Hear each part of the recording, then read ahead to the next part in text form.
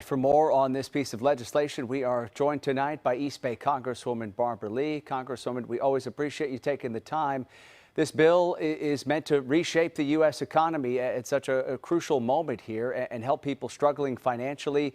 What do you believe are the most significant ways this legislation is going to benefit people here in the Bay Area and across the country? Sure. Thank you very much for having me this evening. First of all, my district is going to benefit from this legislation tremendously. For example, seniors in my district, now they will have a total cost of no more than $2,000 a year for their prescription drugs. Right now, thousands and thousands and thousands of dollars go into buying medications for seniors over 65. Secondly, the cost of insulin. For Medicare recipients, the ceiling will be $35.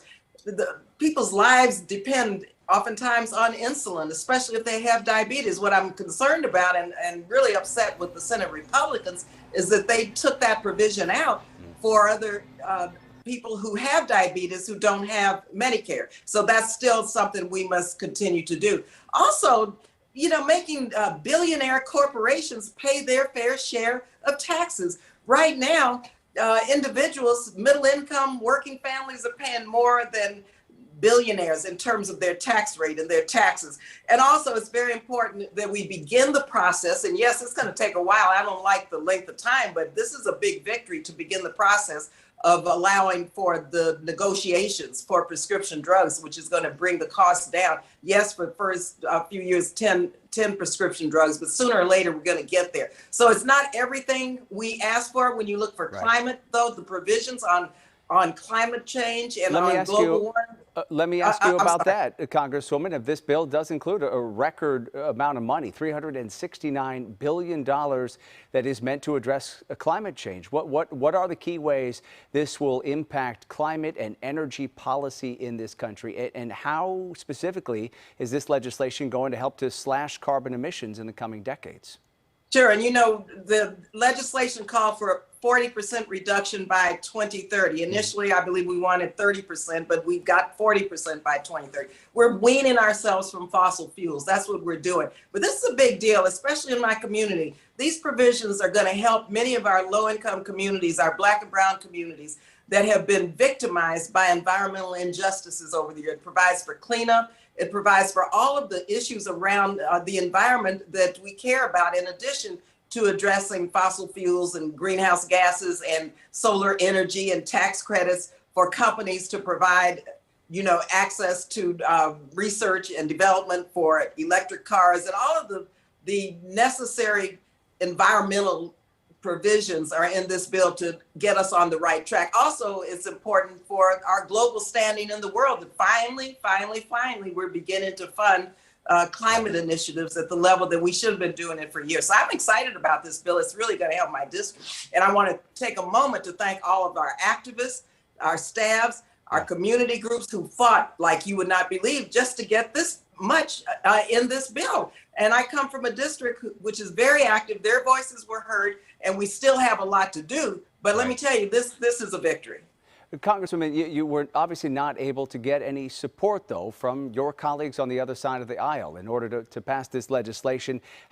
What is your response to the Republicans? You've obviously heard the criticism. They argue this legislation, it's going to impose those new taxes we talked about on wealthy corporations. It's going to increase prices in this country, they say, and they argue it's not going to do anything to address inflation. Maybe the impact is minimal.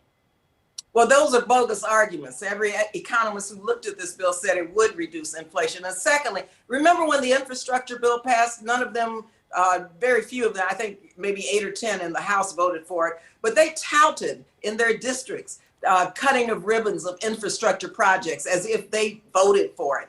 And so I say that the Republicans, I say it's a shame and disgrace that they didn't vote for this, because you know what? Democrats had to stand up for them today, for their constituents today. We stood up for making sure that we reduce the cost of living for them. We stood up to make sure that the Affordable Care Act subsidies continue and not cut off, which would mean millions of people would use their health care. So Democrats stood up for Republican constituents today.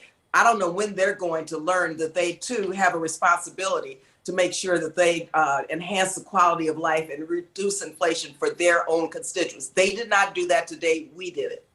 Congresswoman, before we let you go, can we shift gears just a moment and talk about the other major story unfolding in this country here? We learned today, and I'm sure you've heard, that FBI agents seized what are being described as top secret documents from the estate of former President Trump. The warrant here in this case shows Mr. Trump is being investigated for the removal or potentially the destruction of records from the White House.